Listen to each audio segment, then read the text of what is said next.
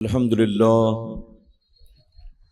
للہ رب العالمین والعاقبۃ للمتقین والصلاة والسلام علی سید الانبیاء والمرسلین اما بعد فاعوذ باللہ من الشیطان الرجیم بسم اللہ الرحمن الرحیم وما ارسلناک الا رحمۃ للعالمین صدق اللہ مولانا العلی العظیم۔ باد توحید کے متوالوں، شمع رسالت کے پروانوں، غوث و خواجہ اور رضا کے چاہنے والوں، آئیے سب سے پہلے ہم اور آپ نہایت ہی ادب اور احترام کے ساتھ اپنے اور ساری کائنات کے مرکز عقیدت جناب محمد الرسول اللہ صلی اللہ تعالی علیہ وسلم کی بارگاہ بے کس پناہ میں جس طرح سے میں آپ کو پڑھاؤں میرے ساتھ مل کر پورا مجمع با آواز بلند ہدیہ غلامی درود و سلام کے انداز میں پیش کر لیں۔ الصلاۃ والسلام علیک یا رسول اللہ، الصلاۃ والسلام علیک یا حبیب اللہ، الصلاۃ والسلام علیک یا نبی اللہ وعلی آلک واصحابک یا نور اللہ صلی اللہ تعالی علیہ وسلم۔ رب کعبہ کی بارگاہ میں دعا ہے، مولا اپنے حبیب صاحب الاولاق صلی اللہ تعالی علیہ وسلم کے صدق و طفیل ہم تمام حاضرین اور سامعین کو تو ماہ ربیع الاول شریف کی برکتوں سے بھرپور مالا مال فرما۔ میرے کریم اس عظمت والے برکت والے مہینے کے صدقے دنیا بھر کے مسلمانوں کے جان و مال و عزت و آبرو کی حفاظت فرما، اور اپنے محبوب صلی اللہ علیہ وسلم کی میلاد پاک کی برکتوں کے صدقے فلسطین و غزہ کے مظلوم مسلمانوں پر رحم فرما، اور انہیں ہر طرح کے ظلم و زیادتیوں سے، ہر طرح کی پریشانی اور مصیبتوں سے نجات عطا فرما۔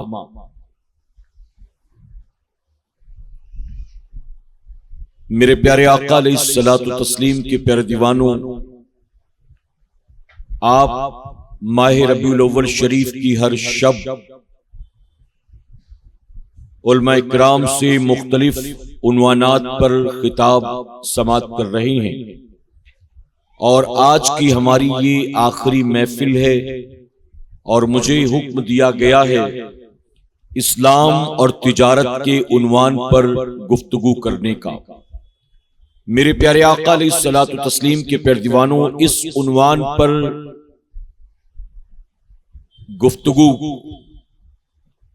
موجودہ دور میں بے پناہ ضروری ہے، اور مسلمانوں کو تجارت کے تعلق سے قرآن و حدیث میں کیا کچھ آتا ہے یہ سمجھانا، اور بالخصوص تجارت کے اصول بتانا بے پناہ ضروری ہے۔ آپ جانتے ہیں کہ اسلام محض عبادت اور ریاضت کا مذہب نہیں ہے، یعنی چند عبادات کے مجموعے کا نام اسلام نہیں ہے، بلکہ اسلام اپنے ماننے والوں کی قدم قدم پر رہنمائی کرتا ہے۔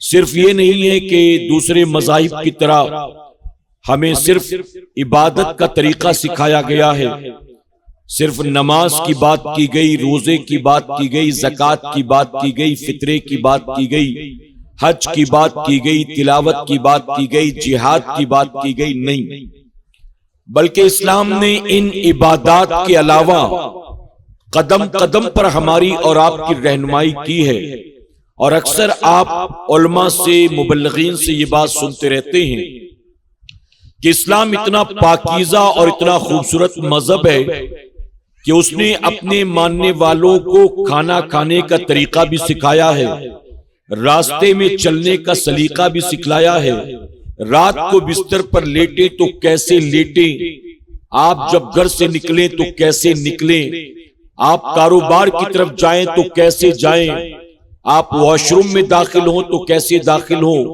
یہاں تک کہ ناخن کاٹنے کا طریقہ بھی اسلام نے قیامت تک آنے والے مسلمانوں کو سکھا دیا۔ یہ بات اور ہے کہ دین سے دوری کی وجہ سے یا دینی غفلت کی وجہ سے ہم اور آپ ان باتوں کو نہیں جانتے۔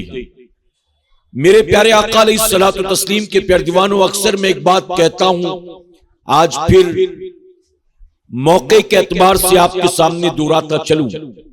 دنیا کے جتنے مذاہب کے ماننے والے لوگ ہیں وہ اپنی زندگی اپنی مرضی کے مطابق چاہے جیسے گزاریں، قیامت میں ان سے اپنی زندگی کو اپنی مرضی کے مطابق گزارنے کے تعلق سے کوئی سوال نہیں ہوگا، کوئی حساب کتاب نہیں ہوگا۔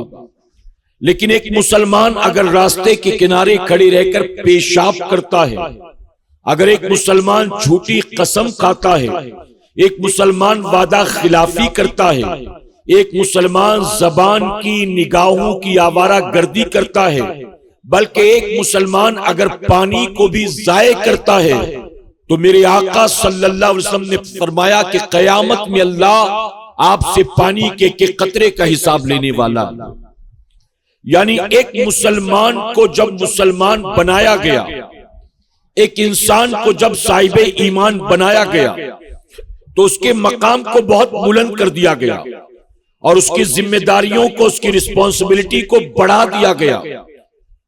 اب ہم مسلمان ہیں تو مسلمان اپنی زندگی کو اپنی مرضی کے مطابق نہیں گزار سکتا ہے، بلکہ مسلمان کو اپنی زندگی اللہ رسول صلی اللہ علیہ وسلم کے فرمان کے مطابق گزارنا ہوگا۔ جیسے مثال کے طور پر یہ بڑی مشہور حدیث مبارکہ ہے، آپ اکثر سنتے ہیں کہ دنیا مومن کے لیے قید خانہ ہے اور کافر کے لیے جنت۔ یہ حدیث شریف سنا ہے نا آپ نے؟ میرے پیارے آقا کے پیارے دیوانوں، اسے ہم نے شاید کئی بار سنا ہوگا لیکن سمجھنے کی کوشش نہیں کی، الا ماشاءاللہ۔ یہ دنیا مومن کے لیے قید خانہ اور کافر کے لیے جنت، یعنی وہ جو چاہے کر لے، اس سے کوئی باز پرس نہیں، لیکن مومن سے ہر چیز کا حساب کتاب لیا جائے گا۔ آپ جانتے ہیں قید خانہ کیوں کہا گیا؟ قید خانے میں جب کوئی قیدی ہوتا ہے تو قیدی قید خانے میں کیا کوئی کام اپنی مرضی سے کر سکتا ہے؟ اپنی مرضی کا کپڑا نہیں پہن سکتا، اپنی مرضی کے مطابق سو جاگ نہیں سکتا، اپنی مرضی کے مطابق کھا پی نہیں سکتا، اپنی مرضی کے مطابق کہیں آ جا نہیں سکتا۔ یعنی ایک آدمی اگر قید خانے میں ہو تو قید خانے کی چار دیواری ہی اس کی پوری دنیا ہوتی ہے۔ قید خانے کی چار دیواری میں قید خانے کے اصول کے مطابق، قید خانے کے طریقے کے مطابق اسے اپنی زندگی گزارنی ہوگی۔ جو قید خانے میں صبح شام کھانے کو دیا جائے گا، اس کے علاوہ اپنی مرضی سے کچھ بھی چاہے تو نہیں کھا سکتا۔ جو سونے جاگنے کا ٹائم ٹیبل ہے اسی کو اس کو فالو کرنا پڑے گا۔ اسی طرح اپنی مرضی کے کپڑے نہیں پہن سکتا، قید خانے میں اس کو کپڑا بھی قید خانے کی طرف سے دیا جائے گا۔ تو قید خانے میں قیدی اپنی مرضی سے کچھ بھی نہیں کر سکتا۔ تو فرمایا گیا دنیا مومن کے لیے قید خانہ ہے۔ اس سے مراد یہ ہے کہ مومن اگر ہو تو اپنی زندگی کو اپنی مرضی کے مطابق مت گزارو، بلکہ اپنی زندگی کو گزارو اللہ اور اس کے رسول صلی اللہ علیہ وسلم کے فرمان کے مطابق گزارو۔ اب میں ایک بڑی پیاری بات عرض کرتا ہوں۔ امام زین العابدین رضی اللہ تعالیٰ عنہ کی بارگاہ میں ایک یہودی آیا جو بڑا غریب تھا، بڑا مفلس تھا، پریشان حال تھا، خالی جیب، پھٹے کپڑے، سوکھے ہونٹ۔ بہت پریشان. وہ آ کر امام زین العابدین سے کہتا ہے کہ ایک حدیث شریف کا مطلب مجھے سمجھا دیں گے؟ آپ نے فرمایا بتاؤ کون سی حدیث شریف سمجھنا چاہتے ہیں؟ وہ کہتا ہے کہ آپ کے نانا نے کہا ہے کہ دنیا مومن کے لیے قید خانہ ہے اور کافر کے لیے جنت ہے. آپ لوگوں کے نزدیک ہم مومن نہیں، ہم تو کافر ہیں. تو ہم کافر ہیں، تو کافر ہونے کے باوجود بھی دنیا میں ہماری زندگی غربت میں گزر رہی ہے، مفلسی میں گزر رہی ہے، پریشانی میں گزر رہی ہے. جب یہ دنیا ہمارے لیے جنت ہے تو ظاہر ہے کہ جنت میں کوئی پریشانی، کوئی مصیبت، کوئی مفلسی، کوئی غریبی نہیں ہونی چاہیے. یہاں تو ساری چیزیں ہمارے پاس ہونا چاہیے. لیکن آپ مجھ سے بہتر زندگی گزار رہے ہیں. آپ کو اللہ تبارک تعالیٰ نے عزت بھی دی ہے، آپ کو اللہ نے مکان بھی دیا ہے، اللہ نے آپ کو پہننے اوڑھنے کو اچھے کپڑے بستر عطا کیے، اللہ نے آپ کو مال و دولت بھی عطا کیا. اگر مومن کے لیے قید خانہ ہے تو آپ مزے کی زندگی گزار رہے ہیں اور کافر کے لیے جنت ہے، تو میں تو مصیبت اور غربت میں زندگی گزارتا ہوں. یہ حدیث شریف مجھے سمجھ میں نہیں آئی، آپ مجھے یہ حدیث شریف سمجھا دیں. تو جانتے امام زین العابدین نے کیا فرمایا؟ آپ نے فرمایا کہ اگر تو اپنی آخرت کو دیکھ لے اور میری آخرت کو دیکھ لے تو تجھے یہ حدیث شریف سمجھ میں آ جائے گی. اس نے کہا اس سے مراد کیا ہے؟ آپ فرماتے آخرت میں جو تیرا انجام ہوگا، آخرت میں جس عذاب میں تم مبتلا کیا جائے گا، آخرت میں جس سختی کے ساتھ تیری پکڑ کی جائے گی، اگر تو اس آخرت کے منظر کو دیکھ لے تو تجھے دنیا جنت معلوم دینے لگے گی. تو دنیا کی زندگی پر اللہ کا شکر ادا کرنا شروع کر دے گا، کیونکہ دنیا میں تجھے اللہ نے جو کچھ بھی دیا اس کے بعد تو تیرے لیے مصیبت ہی مصیبت ہے، عذاب ہی عذاب ہے. اگر آخرت کو تو دیکھ لے تو تجھے سمجھ میں آ جائے گا کہ یہ دنیا واقعی تیرے لیے جنت ہے. اور اگر تو میری آخرت کو دیکھ لے تو آخرت میں اللہ مومن کو جو انعام دینے والا ہے، آخرت میں اللہ مومن کو جو نعمتیں عطا کرنے والا ہے، آخرت میں اللہ مومن کو جو جنت عطا کرنے والا ہے، اگر مومن کی آخرت کو تو دیکھ لے تو تو یہ مان جائے گا کہ واقعی آخرت مومن کے لیے جنت ہے. اور دنیا میں مومن اگرچہ کسی بھی حال میں ہو، آخرت کے مقابلے دنیا اس کے لیے قید خانہ ہے. تو دنیا اسی لیے مومن کے لیے قید خانہ ہے اور کافر کے لیے جنت ہے، کیونکہ آخرت میں تیرے لیے عذاب ہے اور آخرت میں ہمارے لیے صرف انعام ہی انعام. میرے پیارے آقا کے پیروانوں، تو اسلام اپنے ماننے والوں کی قدم قدم پر رہنمائی کرتا ہے. کہیں تشنا نہیں چھوڑا، کہیں کسی کا محتاج نہیں چھوڑا، کہیں کسی پر ڈیپینڈ نہیں بنایا کہ یہ اصول تمہیں بتا دیے گئے، یہ طریقہ نہیں معلوم، یہ ضابطے تمہیں بتا دیے گئے، یہ طریقہ نہیں معلوم، پھر اپنی مرضی سے جو چاہے جس کو فالو کرنا ہے کر لو، جو سمجھ میں آتا ہے کر لو. لوگوں کی تحقیق کے پیچھے چل پڑو، لوگوں کی ریسرچ کے پیچھے چل پڑو، لوگوں کے فیشن کے پیچھے چل پڑو، لوگوں کے ٹرینڈ کے پیچھے چل پڑو. تم جیسا کرنا چاہو اپنی مرضی کے مطابق کر لو. ہرگز نہیں، دنیا کے کسی مذہب نے اپنے ماننے والوں کی اس طرح سے قدم قدم پر رہنمائی نہیں کی ہے جیسے اسلام نے اپنے ماننے والوں کی قدم قدم پر رہنمائی کی ہے. اور ان محفلوں کا، خطابات کا، جلسوں کا اور اجتماعات کا اصل مقصد یہی ہے کہ ہم ان محفلوں میں آ کر اپنے دین کو سیکھنے کی کوشش کریں تاکہ دین کے مطابق زندگی گزار سکے، دنیا کے مطابق نہیں، تاکہ اسلام کے مطابق اپنی زندگی گزار سکے، یہود و نصارہ کے مطابق نہیں. میرے پیارے آقا کے پیروانوں، اگر بات تجارت کی جائے تو تجارت پر اللہ اور اس کے رسول صلی اللہ علیہ وسلم نے بہت زور دیا اور مسلمانوں کو تجارت کے لیے بہت ابھارا ہے. آپ جانتے ہیں کتنا ابھارا ہے؟ حدیث شریف میں آتا ہے کہ تمام عبادات کے بعد حلال روزی کمانا یہ بھی مسلمان پر فرض ہے. تمام فرائض، نماز ہے، روزہ ہے، زکوٰۃ ہے، تمام فرائض کے بعد حلال روزی کمانا مومن پر فرض. آپ جانتے ہیں جب آپ روزی کمائیں تو کون سی روزی کمائیں؟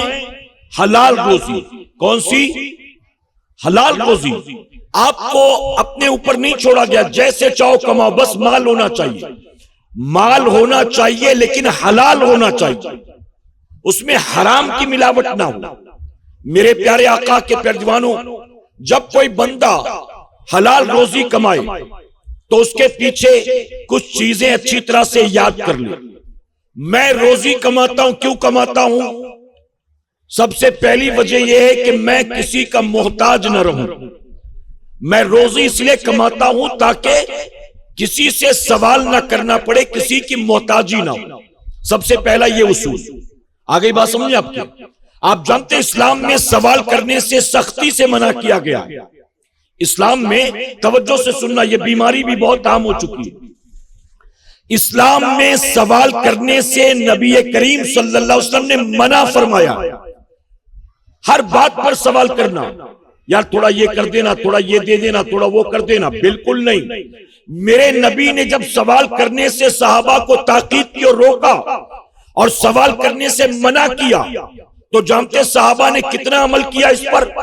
فرمایا گیا کہ اگر کوئی صحابی گھوڑے کی پشت پر ہوتا اور اس کے ہاتھ سے گھوڑے کی لگام چھوٹ جاتی تو اپنے راستہ چلنے والے بھائی سے اس کا بھی سوال نہیں کرتا تھا کہ اللہ لگام اٹھا کر میرے حوالے کر دے، حالانکہ اسی کے گھوڑے کی لگام ہے۔ وہ کہہ سکتا تھا کہ یہ لگام میرے حوالے کر دو، ہاتھ سے چھوٹ گئی، لیکن نبی نے سوال نہ کرنے کی اتنی تاکید کر دی، اتنی تاکید کر دی کہ سوال مت کیا کرو، لوگوں کے سامنے ہاتھ مت پھیلایا کرو، لوگوں کے سامنے اپنی ضرورتیں مت بیان کیا کرو، لوگوں کو اپنی پریشانی مت بتایا کرو۔ جب نبی نے اتنی تاکید کر دی تو صحابہ کے ہاتھ سے گھوڑے کی لگام چھوٹ جاتی تھی تو وہ بھی گھوڑے سے نیچے اتر کر خود ہی پکڑتے تھے، کسی راستہ چلتے سے اس کا بھی سوال نہیں کرتے تھے۔ میرے پیارے آقا کے پیارے دیوانوں، حضور مفتی اعظم علیہ رحمت رضوان فرمایا گیا کہ مریدوں کے ساتھ ہوتے اور آپ کو پیاس محسوس ہوتی تو جانتے پانی کا سوال نہیں کرتے تھے کہ کوئی ہے جو مجھے پانی پلا دے، ارے تھوڑا سا پانی لے آؤ مجھے پیاس لگی، بالکل نہیں۔ سوال سے اتنا بچتے تھے کہ آپ بڑی محفل میں کہتے مجھے پیاس لگ رہی ہے، صرف اتنا کہتے کہ مجھے پیاس لگ رہی ہے تو بنا سوال کے مریدین غلام آپ کو پانی پیش کر دیا کرتے تھے۔ اور آج ہماری پوزیشن کیا ہے؟ ہر چھوٹی موٹی بات پر لوگوں کے سامنے ہاتھ پھیلاتے ہیں، اور بعض لوگ تو ہمارے معاشرے میں ایسے ہیں جن کو بھیک مانگنے کی عادت پڑ چکی ہے، کبھی اس بہانے، کبھی اس بہانے، کبھی اس نام سے، کبھی اس نام سے، کبھی بیوی بیمار، کبھی بیٹی کا ایڈمیشن، کبھی فلاں کام، کبھی فلاں کام، ہمیشہ ہاتھ پھیلانے کے عادی بن چکے ہیں۔ میرے پیارے آقا کے پیارے دیوانوں، اس حدیث شریف کو یاد رکھیں ہمیشہ کے لیے۔ حضور اکرم صلی اللہ علیہ وسلم فرماتے، جب حدیث قدسی ہے، اللہ فرماتا ہے جب میرا کوئی بندہ میرے بندوں کے سامنے ہاتھ پھیلاتا ہے، جب میرا کوئی بندہ میرے بندوں کے سامنے اپنی حاجت بیان کرتا ہے تو میں اس کی خاطر آسمانوں کے دروازے بند کر دیتا ہوں کہ اب میں تجھے کچھ نہیں دوں گا، جا جا کر تو انہی سے لیتے رہنا۔ نبی کریم صلی اللہ علیہ وسلم فرماتے، اللہ فرماتا ہے میں اس کی خاطر آسمانوں کے دروازے بند کر دیتا ہوں، اور اگر کوئی میرا بندہ اپنی حاجتیں دنیا کے سامنے بیان نہیں کرتا، اپنے رب کے سامنے پیش کرتا ہے، اپنی ہر ضرورت کو، اپنی ہر مصیبت کو، اپنی ہر حاجت کو اپنے رب کے سامنے بیان کرتا ہے، تو جانتے میرے آقا صلی اللہ علیہ وسلم نے کیا فرمایا؟ اللہ فرماتا ہے کہ میرے بندے کی حاجت کا زبان پر، حاجت کو زبان پر آنے سے پہلے ہی میں پورا کر دیتا ہوں۔ یعنی زبان پر حاجت آئی نہیں اور رب نے پوری کر دی۔ تو اب آپ بتائیے کس سے مانگنا بہتر ہے؟ اپنے جیسوں سے مانگیں یا ساری کائنات کے خالق و مالک سے مانگیں؟ ہر چوکھٹ پر دامن پھیلا دینا، ہر امیر آدمی کے سامنے بھکاری بن جانا، یہ شرعاً جائز نہیں ہے۔ میرے پیارے آقا کے پیارے دیوانوں، دنیا کے کسی مذہب میں شاید ان باتوں سے نہیں روکا گیا ہوگا، لیکن اس کے باوجود معذرت کے ساتھ کہوں گا، اسلام نے اپنے ماننے والوں کو سوال کرنے سے سختی سے منع کیا۔ اس کے باوجود بھی آپ دیکھیں تو یہاں آپ کو اکثر برقع پہنی عورتیں اور سفید داڑھی والے مرد جو ہے بھیک مانگتے ہوئے مل جائیں، ہر چوکٹ پہ بھکاری بنے بیٹھے ہوئے۔ میں مرکز آتا جاتا ہوں محمد علی روڈ پر، میں نے رات کے 12:30 بجے، 1 بجے، 1:30 بجے، 2 بجے لوگوں کو بھیک مانگتا دیکھا۔ آپ سوچیں کون سی مجبوری ہے، کون سی ضرورت ہے؟ تم نے اگر دن بھر مانگا ہوگا تو کیا کھانے کا انتظام نہیں ہوا؟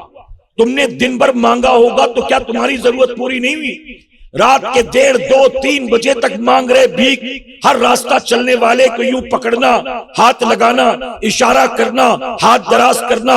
میں کہتا ہوں اگر ان کی گورنمنٹ جاب ہوتی، اگر یہ سرکاری نوکری میں ہوتے تو 5:30، 6 بجے گھر بھاگ جاتے، لیکن چونکہ بھیک مانگنے کا خود کا دھندا کھول بیٹھے ہیں تو اس لیے برابر رات کے 3 بجے تک مانگتے رہتے، کوئی تکلیف نہیں۔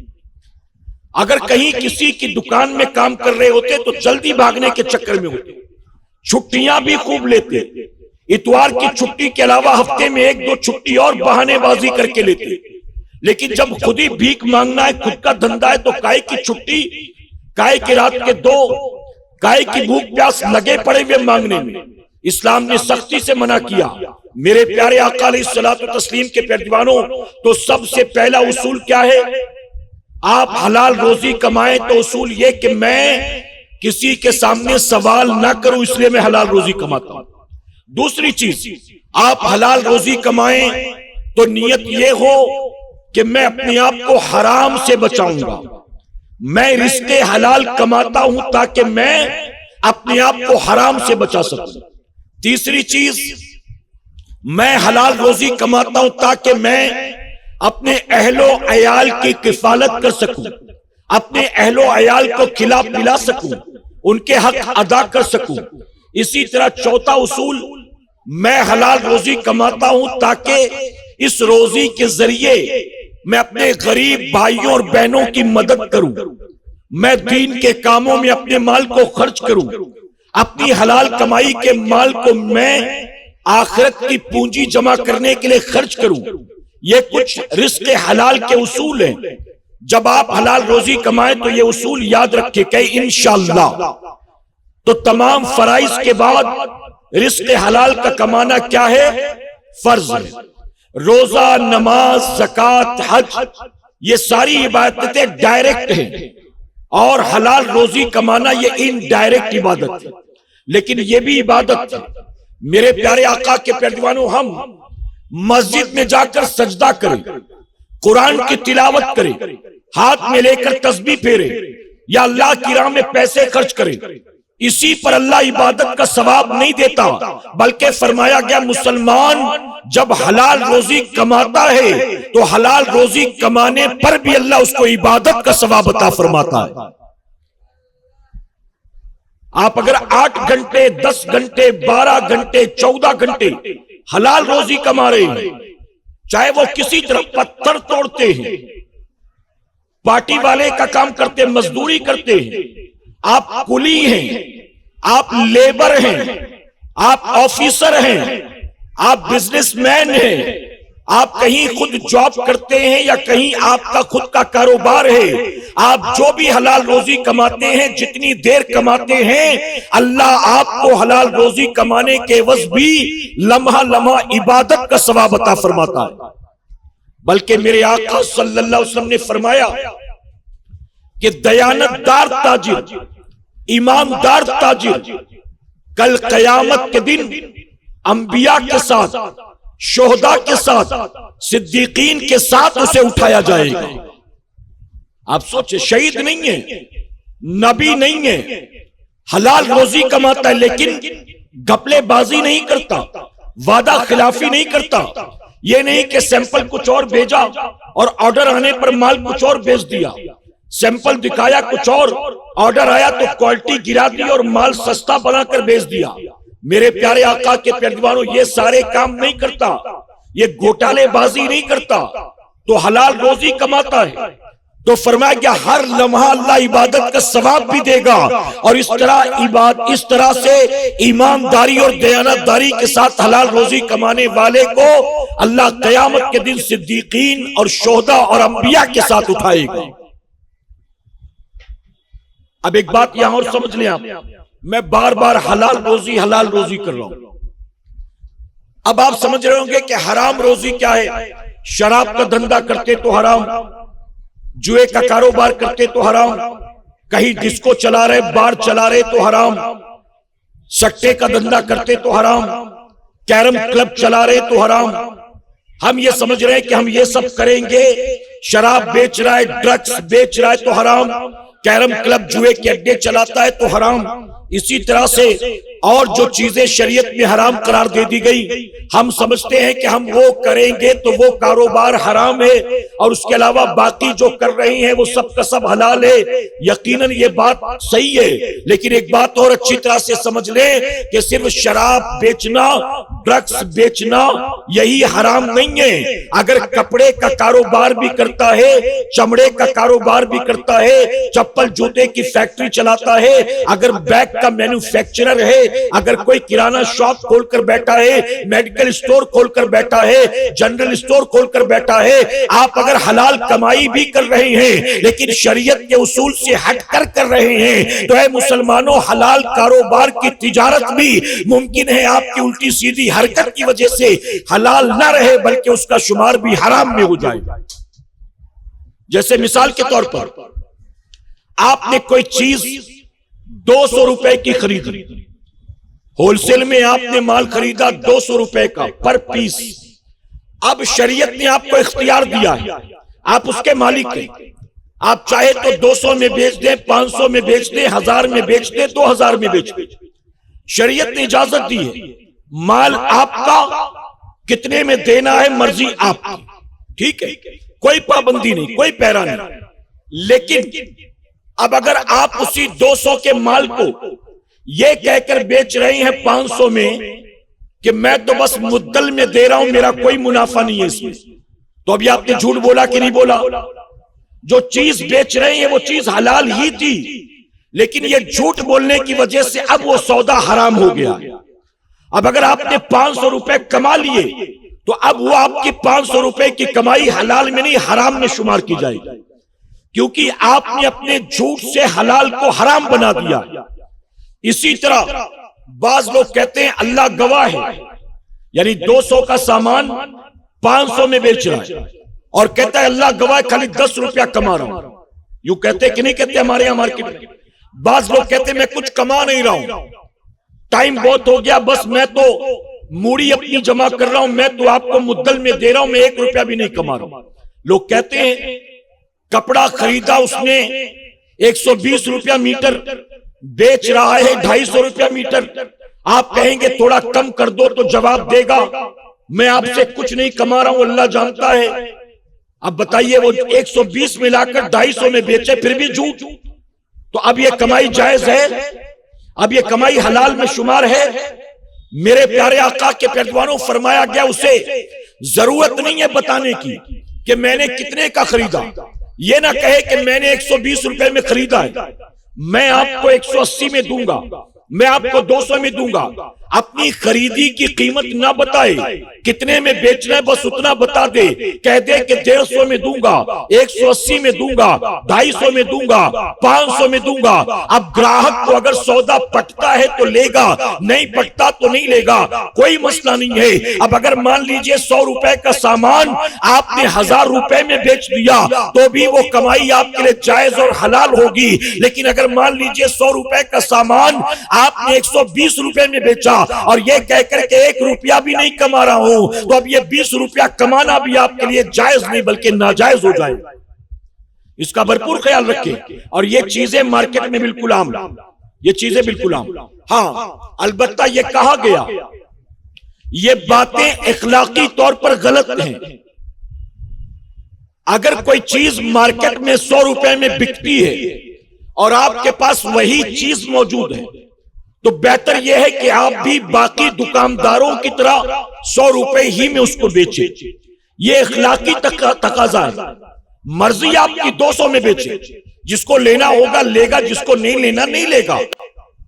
لیکن اگر 100 میں سارے بیچ رہے ہیں تو بہتر یہ ہے کہ آپ اس کو 100 ہی میں بیچیں.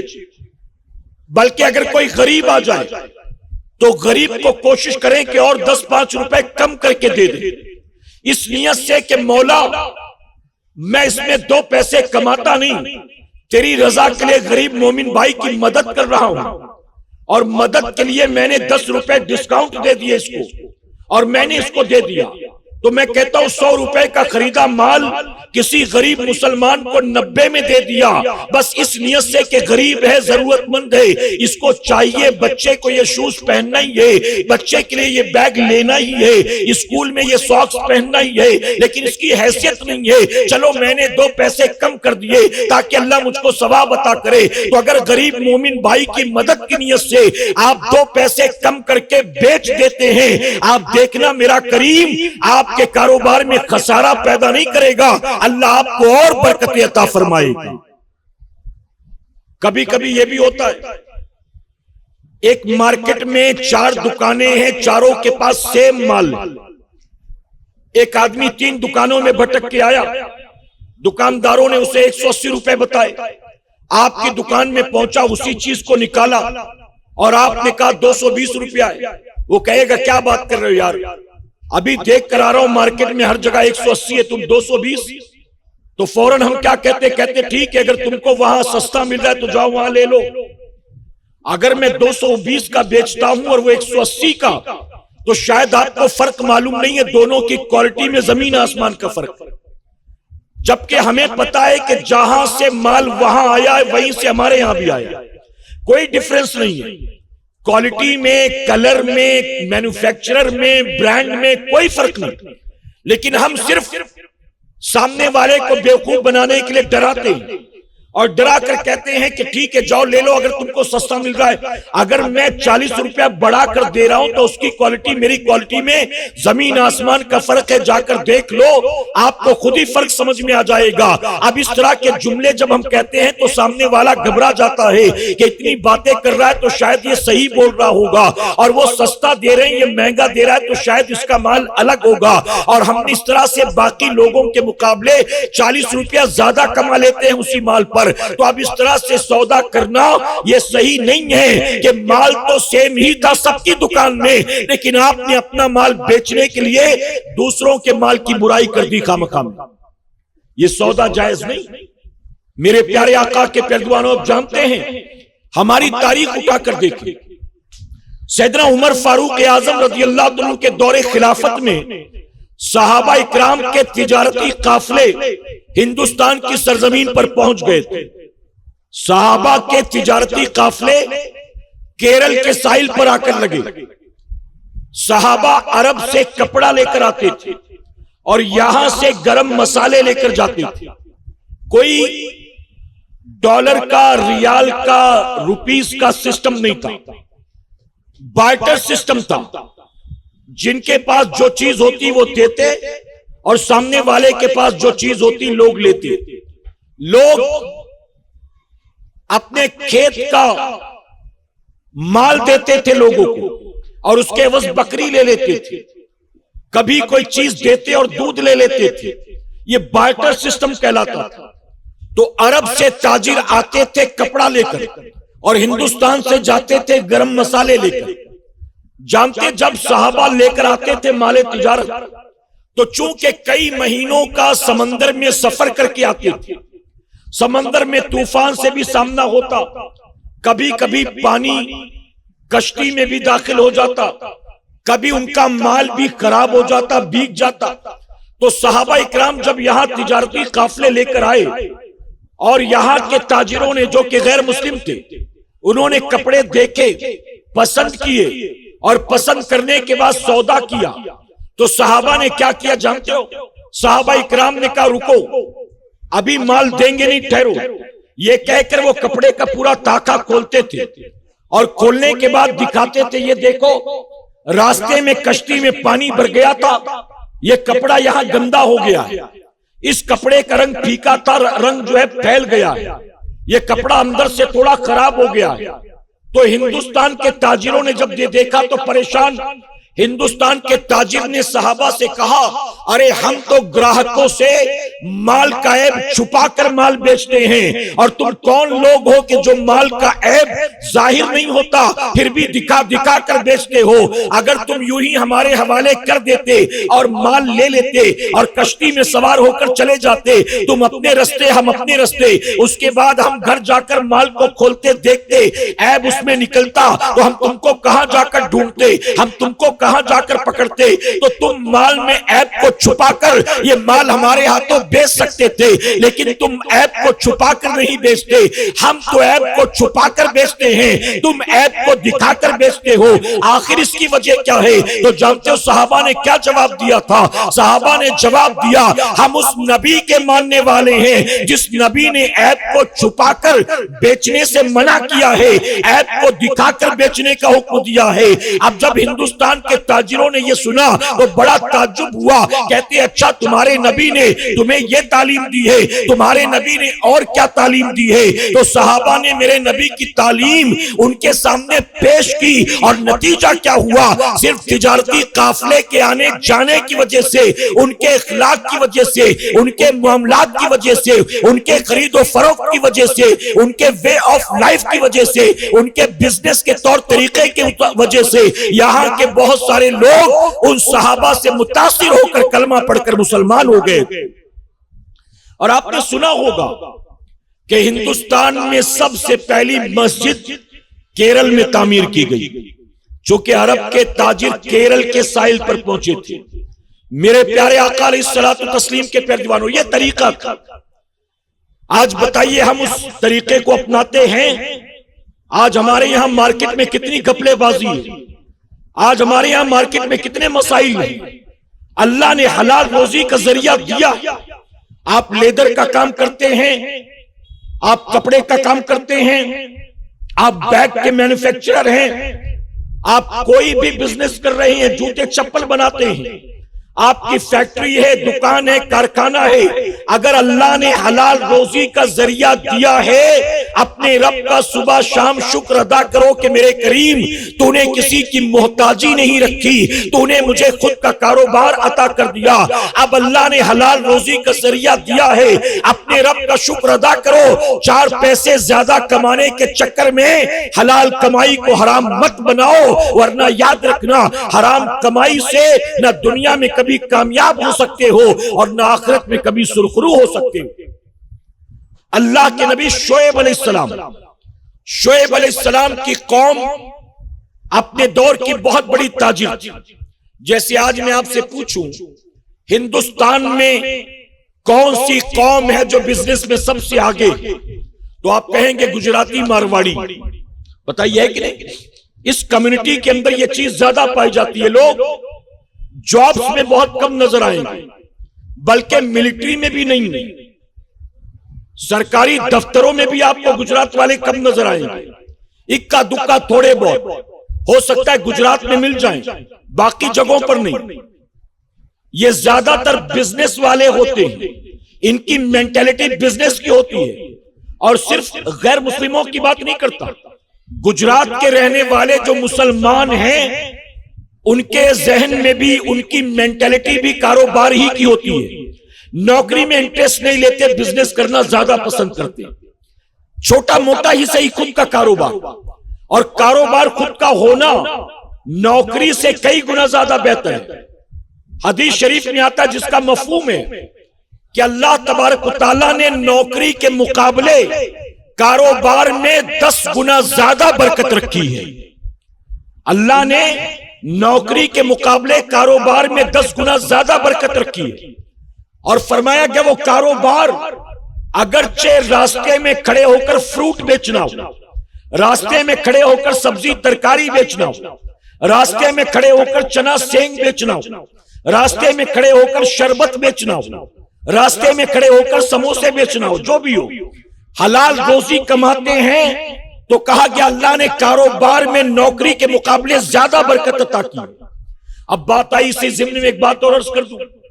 مان لیجیے آپ یہیں مدن پورہ میں رہتے ہیں, بچپن یہیں گزرا, جوانی یہیں گزری, سارے جان پہچان والے 1 سال ہو گیا، 2 سال ہو گیا، 3 سال ہو گیا، بے روزگار ہے، کوئی کام دھندا نہیں مل رہا، کوئی نوکری نہیں مل رہی۔ میرے پیارے آقا کے پیغمبر شرماؤ مت۔ اگر آپ 200-500 روپے کی کوئی چیز خرید کر راستے کے کنارے کھڑے ہو جائیں، آپ کے اسی بھائیکلا، اسی مدن پورہ، بدلو پورہ میں راستے کے کنارے کھڑے ہو جائیں، بے روزگار رہنے سے بہتر ہے کہ 500 روپے کا میں نے کوئی سامان خریدا، کھڑے ہو گیا راستے کے کنارے، تو جانتے ہیں اللہ اس میں برکت عطا کرے گا۔ بلکہ حدیث شریف میں آتا ایسی جگہ جہاں آپ کو کھڑے ہو کر کمانے میں شرم محسوس ہوتی ہو، لیکن پھر بھی شرم نہ کرتے ہوئے آپ وہاں کھڑے رہ کر حلال روزی کماتے ہیں تو اللہ اس میں برکت بھی عطا کرے گا۔ اور اللہ ایسی حلال روزی کمانے والے کو جہاں شرم کے مقام پر کھڑے ہونا اس کو اچھا نہیں لگتا تھا، لیکن شرم کا گلا گھونٹ کر حلال روزی کی خاطر اس نے محنت کی اور ایسی جگہ پر بھی کھڑا ہو گیا، تو فرمایا گیا اس تاجر کو اللہ قیامت میں شہیدوں کے ساتھ اٹھائے گا۔ آپ سوچئے کیوں؟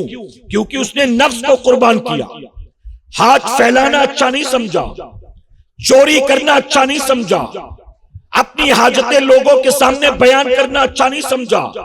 آج اس سے 100، کل اس سے 50، پرسوں اس سے 20، چلو ہفتہ تو نکل گیا، اب اگلے ہفتے نئے گراہک ڈھونڈتے ہیں۔ پچھلی بار اس کو کہا تھا امی بیمار ہیں تو مل گیا، اب کیا کروں؟ چلو اس کو کہتا ہوں کہ بیوی بیمار ہے، اب بیمار کر کے پیسے لے لیے، اب کیا کروں؟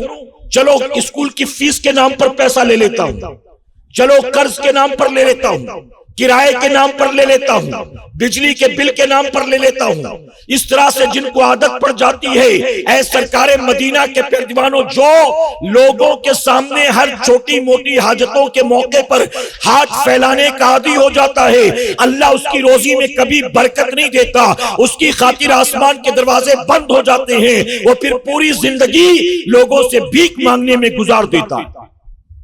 ایک بات اور یاد رکھیں، اگر کوئی ہمارا ضرورت مند بھائی ہے، بہت سے ایسے لوگ ہوتے ہیں ضرورت مند ہیں، بیوہ ہے، بیمار ہے، بے روزگار ہے، قرض میں ڈوبا ہوا ہے، لیکن غیرت نفس کی بنیاد کسی کے سامنے ہاتھ نہیں پھیلاتا، کسی کو اپنی پریشانی نہیں بیان کرتا، اگرچہ پریشان ہے، تنگ دست ہے، گھر میں کھانے پینے کا سامان بھی نہیں ہے، اگر فیس نہ بھری تو بچے کو ایگزام میں بیٹھنے نہیں دیا جائے گا، 3 مہینے ہو گئے کرایہ بھی نہیں دیا، اب تو مکان مالک بھی دھمکی دے رہا ہے، بجلی بھی کٹنے والی ہے، لیکن ان ساری مصیبتوں کے باوجود کسی کے سامنے ہاتھ نہیں پھیلاتا۔ اور ہمیں پتا ہے کہ ایسا آدمی ضرورت مند ہے تو ہمیں چاہیے اس آدمی کی عزت نفس کو ٹھیس پہنچائے بغیر ہم اس کی ضرور مدد کرنے کی کوشش کریں۔ عزت نفس کو ٹھیس پہنچائے ہوئے، اسی لیے کہا گیا زکوٰۃ دیتے وقت یہ کہنا ضروری نہیں ہے کہ زکوٰۃ دے رہا ہوں، لے لو زکوٰۃ ہے، زکوٰۃ ہے، نہیں، دل میں نیت ہو کافی ہے۔ اس کی وجہ کہ بہت سے تو زکوٰۃ مانگ کر لیتے ہیں، اور بہت سے ایسے ہیں جو زکوٰۃ کے مستحق ہو کر بھی کسی سے زکوٰۃ مانگنے سے شرماتے ہیں، تو ایسوں کی خود ہی ہمیں مدد کرنی چاہیے کہ انشاءاللہ اگر آپ سے کوئی قرض کے طور پر آئے پیسے مانگنے اور آپ کو پتا ہے ضرورت مند ہے اور آپ کو پتا ہے قرض لوٹا بھی نہیں سکتا، لیکن قرض کے طور پر مانگا، مدد کے طور پر نہیں، اور اللہ نے آپ کو کیپیبل بنایا ہے، اس لائق ہیں، آپ اس کو دے دیں، 2000 5000 10000 آپ جتنا دینے کے قابل ہیں دے دیں۔ آپ اس نے بطور قرض مانگا، آپ قرض کی نیت سے نہ دیں، آپ مدد کی نیت سے دیں۔ آپ دیکھیں غریب کو آپ نے 10 دیا ہے، اللہ اس کے بدلے آپ کو 70 گنا زیادہ عطا فرمائے گا۔ میرے پیارے آقا کے پیروانوں، لیکن مانگنے کی عادت چھوڑ دے کہ انشاءاللہ۔ ایک بات اور بتاؤں میں آپ کو، مسلمانوں کے علاقے میں بے روزگاری بھی زیادہ ملے گی، اور مسلمانوں کے علاقے میں سونار کی دکان بھی زیادہ ملے گی۔ میں نے دیکھا مسلمانوں کے یہاں جویلری شاپس زیادہ ہوتے، پہلے میں سوچتا تھا کہ جہاں کھانے پینے کے لیے نہیں ہے، سونار کی اتنی دکانیں ہیں، ان کا بزنس کیسے چلتا ہوگا؟ روزانہ ان سے کڑے کنگن بالیاں کون خریدتا ہوگا؟ یہاں دکان کھول کے بیٹھا ہے، اس کی کمائی کیا ہے؟ پھر بعد میں پتا چلا کہ یہ زیور بیچ کر نہیں کماتا، یہ زیور گروی رکھ کر کمایا کرتا ہے۔ ہمارے یہاں چھوٹی موٹی ضرورت ہو، عورت کبھی کڑا، کبھی کنگن، کبھی بالی، کبھی کچھ، فوراً لے کر سونار کے پاس پہنچ جاتی ہے، فوراً، اور سود پر، باقاعدہ بیاج پر اپنے زیور رکھ دیتی ہے۔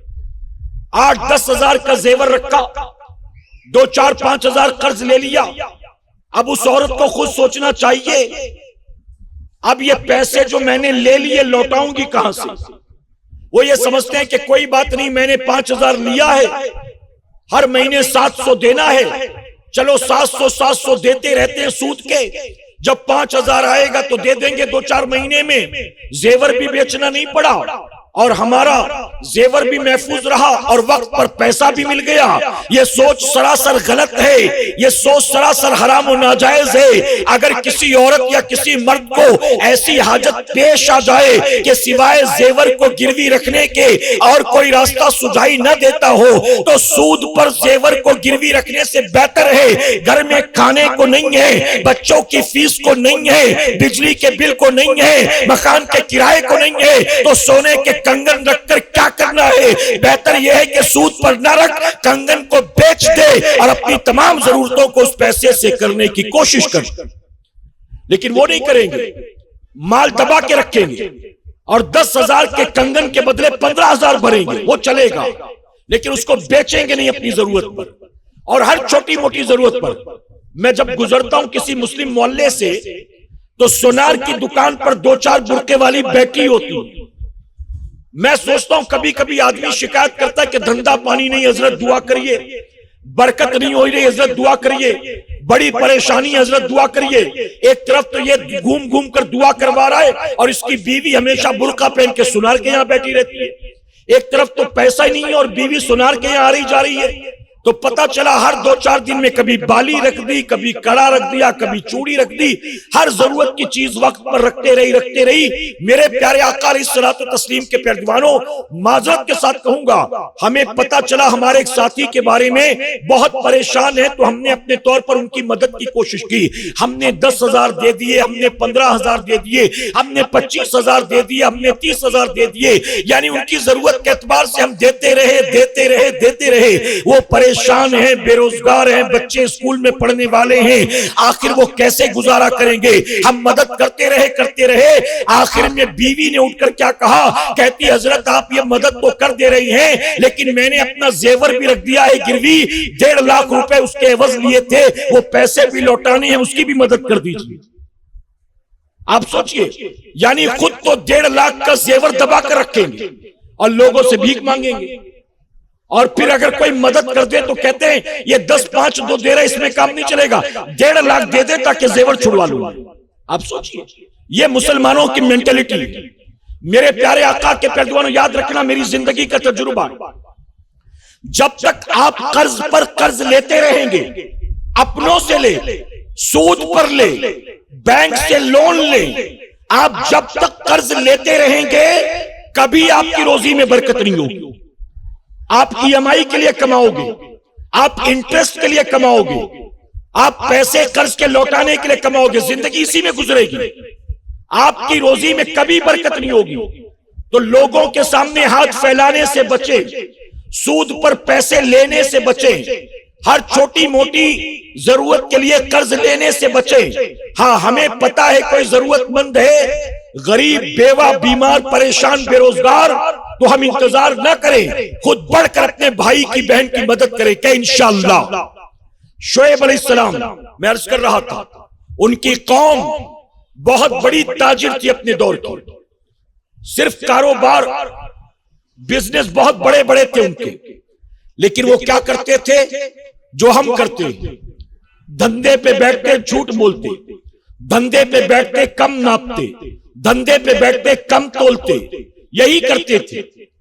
اللہ کے نبی شعیب علیہ السلام نے قوم سے کہا، لوگوں، اللہ نے تمہیں حلال روزی کا ذریعہ دیا ہے، اللہ کا شکر ادا کرو، اپنی الٹی سیدھی حرکتوں سے اسے حرام مت کرو، جھوٹ بولنا بند کرو، नाप तोल में कमी बंद करो, वादा खिलाफी करना बंद करो, दगेबाजी करना बंद करो, फ्रॉड के धंधे बंद करो। तो जानते कौम ने क्या कहा? कौम ने कहा आप नबी है ना, नबी का काम ये नहीं होता है। यानी नबी को चले थे नबी का काम बताने के लिए।